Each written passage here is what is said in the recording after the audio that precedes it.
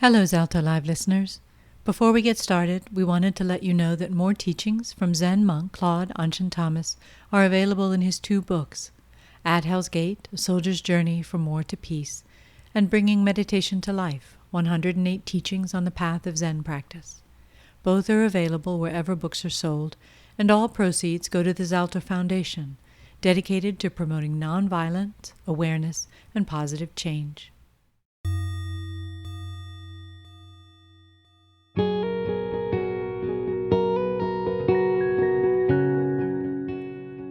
Hello and welcome to Zalto Live, the podcast featuring Zen Buddhist monk Claude AnShin Thomas, who will share with you his life experiences that includes not only military combat, personal violence, and addiction, but also healing, transformation, and the ongoing joy of everyday life. Please enjoy listening.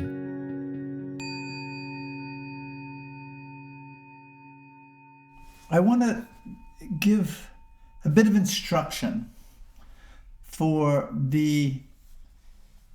anyone who works with the bell, because I've noticed that a number of people are beginning to sort of develop this habit.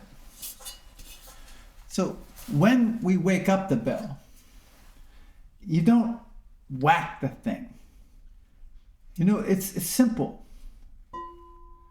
very simple. You know, you understand, we're waking the bell up. If we do like one of these jobs, it's like someone running into your room and screaming at you to wake up. It's akin to that. So for all of you who do have sitting groups, make sure that you adhere to this reality. I mean, it's attention. It's the attention. It's about the relationship with the world we're a part of. Because there'll be people, I'm encountering this in a number of different places. So it's just real easy, gentle, tender. And then, yeah. Questions? Yes, Nicola. How come that we don't sit tomorrow with the Odessa group? How come we don't sit with the Odessa group? Yeah. We just haven't done that. And I don't think I would want to bring us all in there without first connecting with the Vaishan. So yes, for that reason. Question? Yes, Nicola, then Yulia, and then Zen. What is today your relationship with sincerity? My relationship with sincerity? Let's see. I think the last time I had a cup of tea with sincerity was about...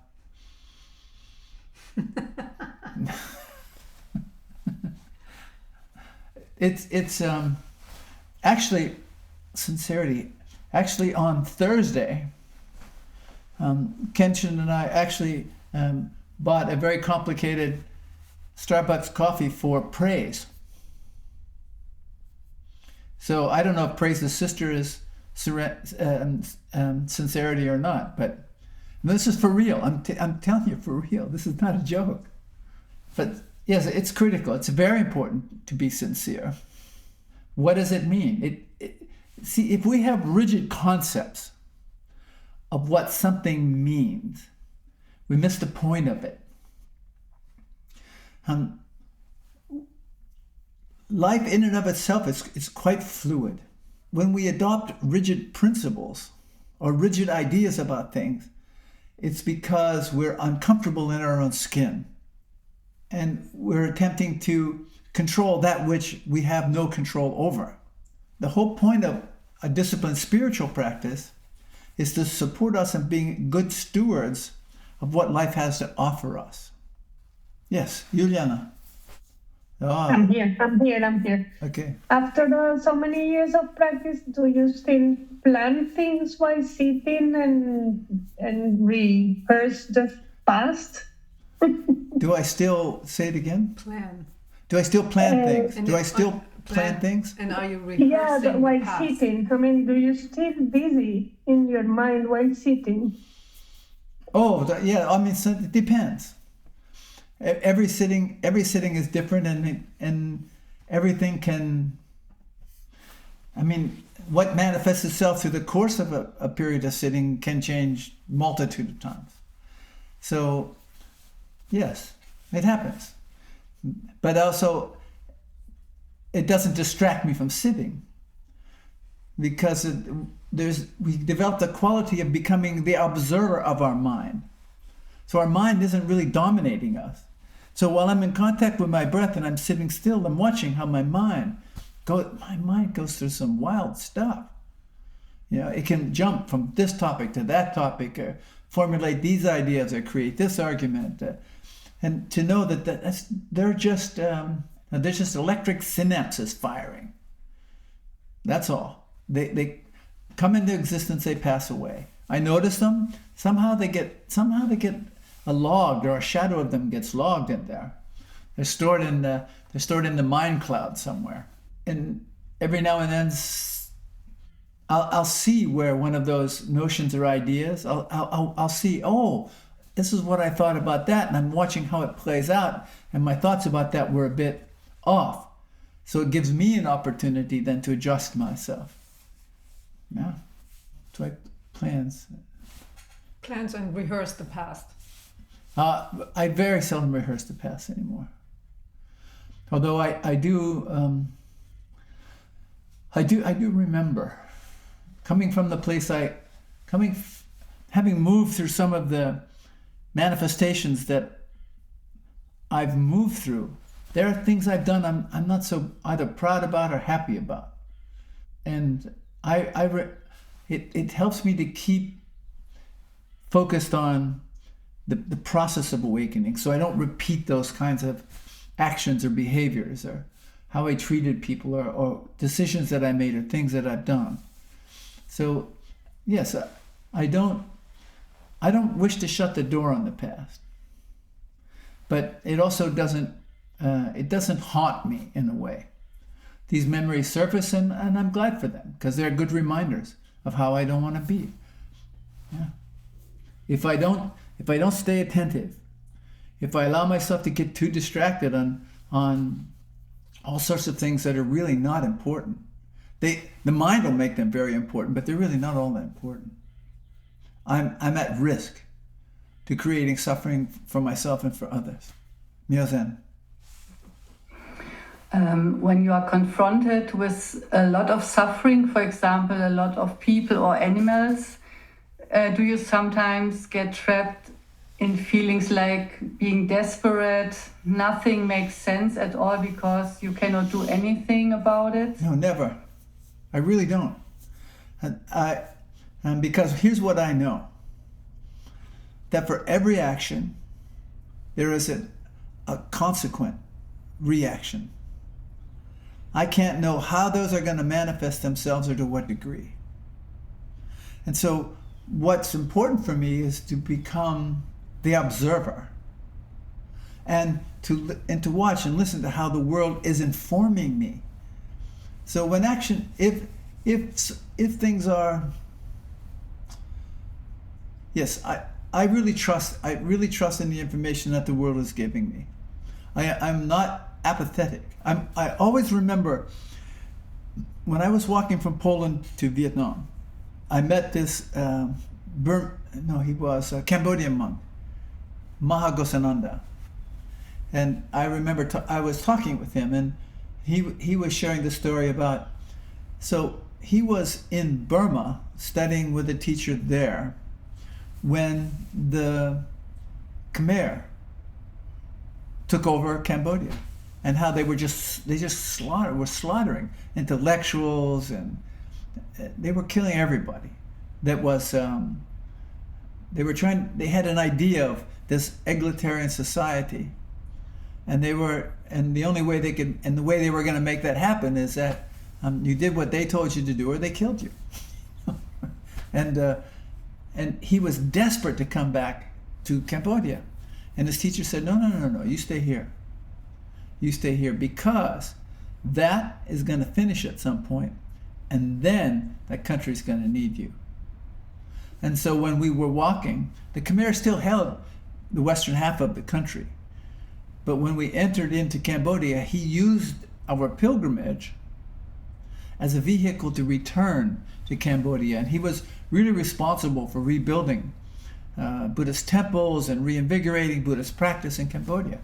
So patience, neither rejecting nor reacting, but allowing the world to inform me and making decisions.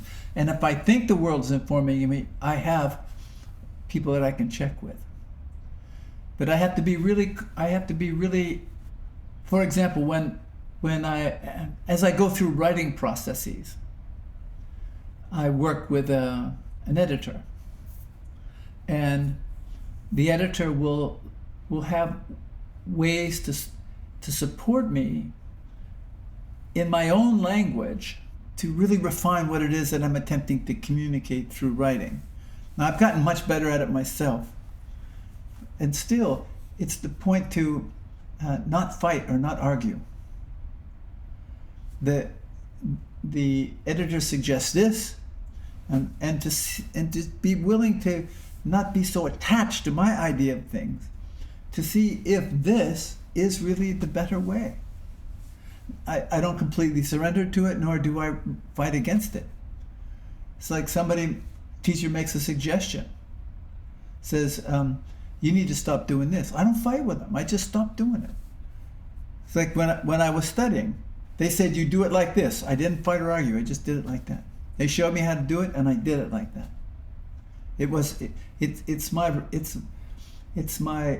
The point of practice is to also wake up to my insecurities, there's a word I'm looking for. I can't think of the word right now. It's like being childlike, not being childish in the way I like. Immature? Huh? Immature? No. Yeah, a bit of that is immaturity, but being too sensitive and not able to take criticism, and everything becomes personal, and when it's not personal. So, and practice has really supported me in simply being more present. And if someone's going after me personally, I don't have to take it personal. And it does happen from time to time. I just, it's like, I don't have time for all that childish, immature stuff. I just don't have time for it. Life is too short. And life is too short. Questions? I'm Yoko, and then Natalia. Anshin, I'm curious if you experience low moods for more than, longer time periods, and if so, do you do anything to move through it sooner or differently? Yeah, I don't have them for extended periods of time anymore. It's like there are moments when I'm sort of less active, where I have the feeling of being useless. But I just kind of go, oh, what's the point?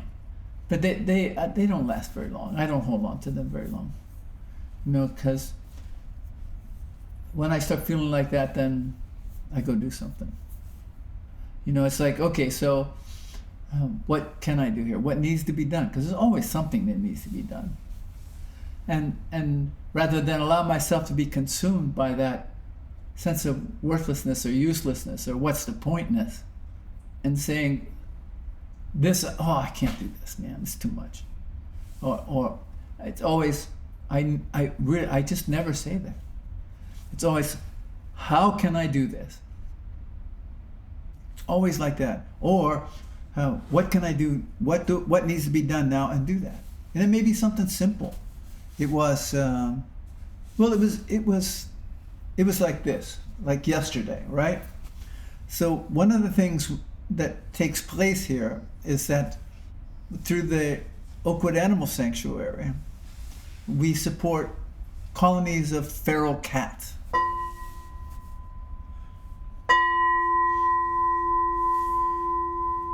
not exclusively, we do that in conjunction with other people. And so the other people predominantly, they have the main responsibility of feeding and caring for. But when they're not able to, and Kenshin often does that, or Kenshin and I do that. Yesterday, Kenshin was out. She had to take care of she was her time to take care of these colonies. And it was right around the time when we generally eat. And I was walking around and looking and saying, what can I do now? I mean, I didn't have anything to do really. And I go, dude, why don't you cook the food, man? You know, because generally what happens is Kenshin cooks, I clean. But in this case, it's like, why I just, instead of saying there's nothing to do, there was something to do. So I just did what was there to do. I just did it. And it may be something simple like, you know, I need to like dust my computer screen, something, anything. There's always something to be done. And so when I get into these spaces of feeling useless, I go, well, what's to be done? I need this. And I actually do something, not to escape how I feel, but to take care of what's in front of me to be taken care of instead of avoiding that. Natalia. How do you encounter physical pain? Oh, I live with it. I live with it. Listen, I was injured seriously in the war. You know, nose was broken, both cheekbones. I lost 6 teeth, my jaw was broken, my neck was fractured, all my ribs were broken, my sternum was cracked. All the tendons, ligaments, and muscles in my right leg were severed, and my left leg was opened up to the bone. And as this body gets more years on it, then some of those things begin to show themselves. But I do not let that inhibit me. It's okay, so what do I need to do to take care of this? And not make a drama out of it. I'm going through a process now. Last Thursday, I just had a nerve block on my neck. They went in and with local anesthetic, and they gave me some local anesthetic injections like the dentist does, you know. And then they went in and, I don't know, they put something in there to block the nerves. I don't know what it is. And there's a process with that. So going through that process, there was, you know, it wasn't painful. I mean, when the needle goes in, it's not painful, and when they inject the anesthetic, it's not painful. I can feel it though. But it's just, I just stay present with it, just to be present with it, just to breathe and go, you know, because it's only pain. It'll pass. It really will. And if you remember, so in 2019, I had an accident, and the tip of my finger had to be amputated because I just messed it up. And I never missed, and I didn't miss a sitting, I didn't miss a commitment, I didn't miss anything. It's because it's only pain. It passes. I know it does. And so today, I mean, there was a bit, it's not so bad today, but yesterday there was some tenderness in my neck from the injection site. You know, and then, okay, I mean, look at this. You know, it passes, yeah.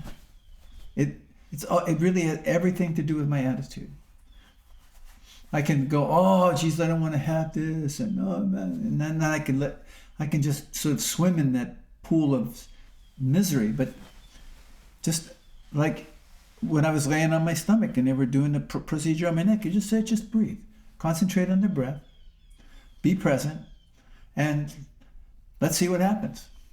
I mean, I don't have a lot, I didn't gain a lot of mobility yet, but I noticed that it does make a difference because last night when I laid down, I could lay on my right side without pain. And I hadn't been able to do that for years. So it did work. Yeah. So pain is a friend. It's a friend. It's like all of the feelings that I don't want to have, they're my friends because they're teaching me, they're educating me. Question from the group. Oh, Leah. Leah, when you raise your hand, Put it right up there so I can see it good. Yeah, that's good. Yeah, okay. Thank you. During my working meditation in the garden, I was wondering, what do you think about weeding? Yeah. As weeds might be a very human idea of plants. Yeah, well, I don't get, see again, we can get too ideological about all this stuff. If I want the garden to look a certain way, then I weed. Now the weeds go in the compost. So they get turned back into earth. So they're not just discarded or thrown away. But the gardens here, the yards here, I don't treat them with chemicals. I don't do any of that stuff. If it's green and it grows, then great. I just, But I also I also keep the grass cut. It's aesthetically it looks nice. It doesn't hurt anything. But the month of March, I don't cut any grass. No more March. No more March. No more March. Yeah, no more March. Because March is the time when insects are breeding and all that, so not to disturb them. And for example, I don't trim the hedges. I mean, the hedges, I like them trimmed for aesthetic reasons. It also supports the plant. Now, I don't trim them until about April because the birds are nesting and they're laying eggs and all that sort of thing. So how do I do this in relation? So I don't get all ideological about it. I was living in the first monastery I lived at. They had the compost too close to the kitchen because they were too lazy to set it up at a distance from the kitchen. The compost attracted rats. The rats then came into the storage facility. Now, they didn't want to kill the rats. So their idea was, their solution was to get cats. Let the cats kill the rats. But I'm saying, there's a better solution to this. You move the compost. Yeah, it's just, I always have to look at how am I conditioned to take an easier, softer approach to things, to take shortcuts and this sort of thing. So weeding, yeah, sometimes we weed, sometimes not. It depends. Yeah, but there's no. That's just a question of time, commitment, what's important amongst all the things that have to be taken care of. Yeah, there's no ideological premise behind it. And really, there's some weeds that grow up here. They're green and have these beautiful purple flowers. We don't cut them. Not right away. When the flowers stop, we cut them. Yeah, but they always come back. Question. Again, right? Would you be willing to share a bit about your time in the peace movement and your reasons for it? Well, I never spent any time really in the peace movement because peace movements are not other than war movements because they say we know what's best and they're the bad guys or the bad people. So they're already creating separation. So I was never really much a part of that. Now, in the let's say in the late 60s, early 70s, I was active in attempting to bring an end to the fighting in Vietnam. But my motivations, at least in the beginning, were simply that if you're not going to fight the war to win it, and there's only one way to win that war, and that would be the total occupation of Vietnam. If you're not going to do that, then what are you doing here? You're just wasting time, resources, money. Yeah. And so for that reason, it was like, okay, if you're not going to do that, then get out of there. Now that sort of understanding has matured and changed over time. And Buddhist practice lets me know simply, violence is not a solution. So a true peace movement has no enemies. So it's not, and I'm not interested in what people are against. I want to know what they're for. So if you're going to go out and if you're going to say, I need to have, if I'm going to say lobby, if I'm going to say the AFD is not a good choice, I need to have a good choice. Not an ideological one, but a practical one. Because if a thing is not practical, it's not spiritual. Sorry, I didn't mean to slip into politics there. Yes, if I'm going to say that war is not a good thing, then I need to have a solution to that.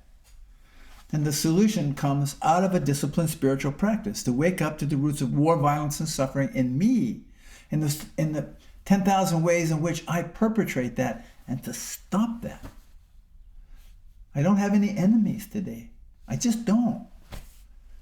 I had this discussion with somebody I knew from 30 years ago, and they wanted to have some forum where they brought draft evaders from the Vietnam War and Vietnam veterans together so that they could heal. And I go, I can't. It's a waste that I couldn't be part of that, because there's no. I got no beef against people who avoided the draft, or who fled to Canada, or who went to jail. I have actually nothing against them, not a thing. They made a choice, and they live with the consequences of that choice. I made a choice. I live with the consequences of that choice. So what do we do with what we do with that is our responsibility. Yeah. I mean, I don't have any residual leftover anger, hatred towards the young woman who spit on me. You know, I'm just glad that I'm not in their skin. And I understand today, I understand what drives those kinds of actions. Back then I didn't. But today I know. Oh, I have a sense anyway. That I, as a soldier, was the only access to the government that the people had. I was the only instrument of the government they had access to.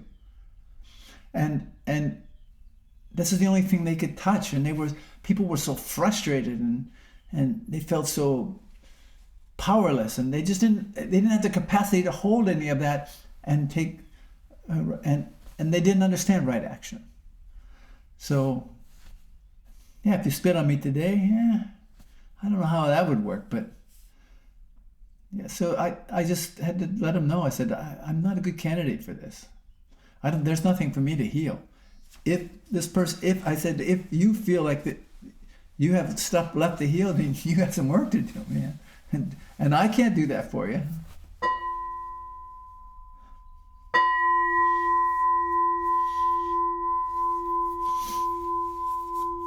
Question from the group.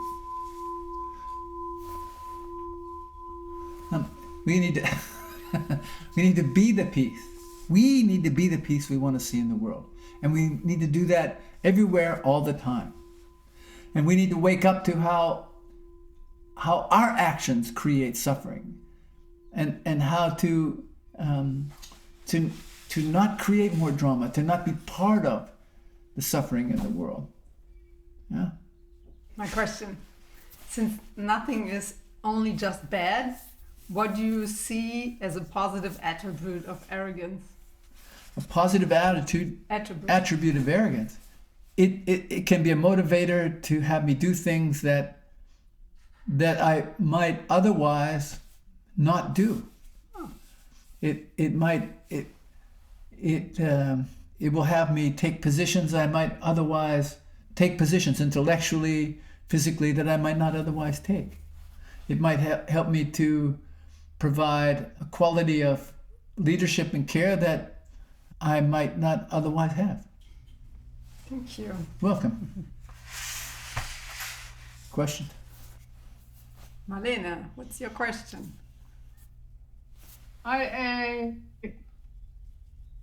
Funny that you talked about rats, because 2 days ago, 2 rats ran in front of my garden door. And it's precisely all of that thing of compost and so I took the initiative that we have to do something, because if rats are running around during daytime. Your question? Yeah, my question is, I'm trying to make a mind if I should get active to kill the rats and to look for, well, not myself, but to do something against them. Yeah. No. You could find out. I mean, I think if you just hold the question, so what can I do? What can I do? So we have compost. And the other day I took the compost out, opened the thing up, went to put the compost in there. There's a little rat in there. He's munching away. And I said, dude, how'd you get in there? I talked to him, you know. How'd you get in there? Actually, what he did is chewed a hole in the back. It's a plastic compost bin. He chewed a hole in the back of the compost bin. Or it chewed a hole. I don't know gender. And I just went, well, okay. The rat went scurrying off. And as long as that compost bin's there and it's not near the house, they don't come near the house. And they deserve to eat too. So they become part of the cycle. I also know that we don't have any trouble with mice or rats in any of the houses. We do put out food for the wild animals that live here, that live in and around. And I know that in the wood pile over here, we have some big mice. You know, they're like this. They come out. Every now and then they come out and they eat the cat food we put there. But they don't bother anything else. I can't park my truck there because vehicle wires are now made with soy additive. And so they'll get up in there and they'll eat the wires for the soy. And so I can't park my truck there. But if I don't have to move it very far, and they don't bother it. So, you know, they stay to their space. As long as they have everything they need, they stay to their space. You might consider moving your compost if they're coming too close to your house. What? Throw it in the neighbor's yard? You're muted. What I did already is to put the birds' house away where we had food for the birds, because the seeds that fell on the terrace, of course, the rats came. Oh yeah. Well, then you just move the bird feeder. Yeah, I took the food for the birds out. Yeah. Pity. House. Anyway, you'll find your way. Yes. Question. Natalia. Do you consider doing another pilgrimage? Always. It just depends on if I'm invited or not. Question from the group. Juliana. What do you mean by invite to one? That someone has to organize one and then invite you or something like that? Or? Well, they have to first express an interest to do something, and they need to articulate that to me, and then I evaluate that. And if it makes sense and can work within the context of my overall schedule, then yes, you need to organize. Then the person needs to organize it. Yes, like Natalia did one this past year. We did a pilgrimage in Belgrade, wasn't it? In Leverkusen. Leverkusen to Langenfeld? Mm-hmm. Was that right? Yes. Yeah, so we did pilgrimage from Leverkusen to Langenfeld. And there was a specific path that was researched, that we walked, that came to a place where a number of people were murdered. As the Second War was collapsing around Germany. Question from the group. Yes, Leah.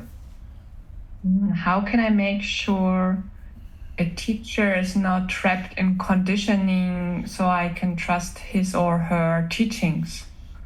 All teachers are trapped in. All teachers are affected by conditioning. They all are. There's no, I don't know, do we have your email address? Kenshin said yes. Kenshin said we have it. I will send you a text. Often people are, they want the teacher to be something superhuman. So they want to create it. They create an archetype. And if I don't trust myself, I need to be able to trust myself. I need to trust in my decisions. And any teacher worth their salt will not let someone create those stereotypes, or won't let them persist in that. So the question of trust is not so much in the teacher, but in self. Yes, like that. Question from the group. Okay. What often happens, though, any sort of engagement between teacher and student, any teacher that's worth their position is going to challenge that student's sort of view of the world or view of certain circumstances. And that's the point at which, or the teacher was not going to fulfill the ideas that the student has of how that teacher is supposed to be. And it's at that point where a lot of those relations break down.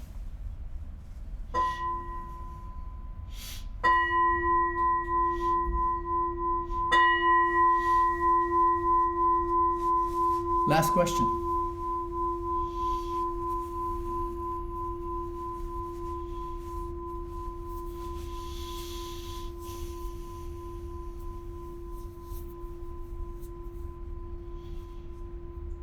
Genrai.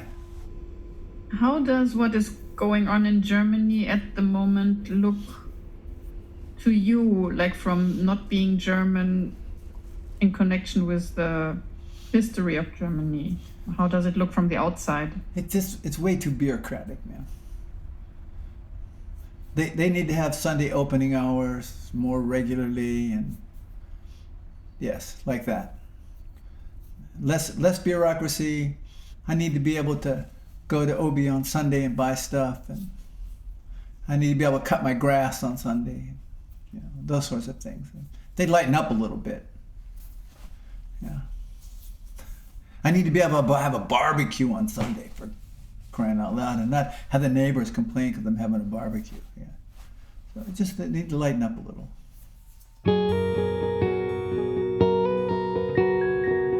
Thank you for listening to this episode on Zalto Live. If you would like additional information, please look at the show notes or visit zalto.org. That's ZALTHO.org. Our work is made possible solely through donations, so please consider making a tax-deductible gift on our website. We wish you well and thank you.